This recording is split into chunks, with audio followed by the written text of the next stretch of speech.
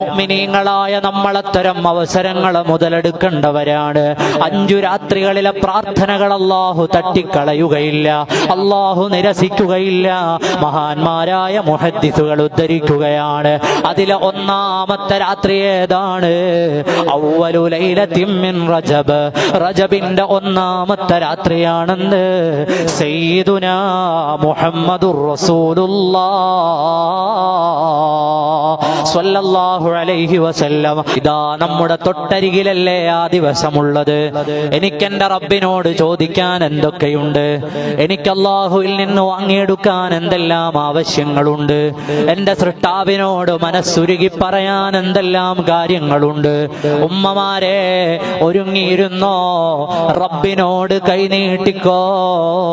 സകലതും തരാനുള്ളൊരു റബ്ബ് നമുക്കുണ്ടെന്ന വിചാരം ഖൽബിൽ വെച്ചോ, ചോദിച്ചോ.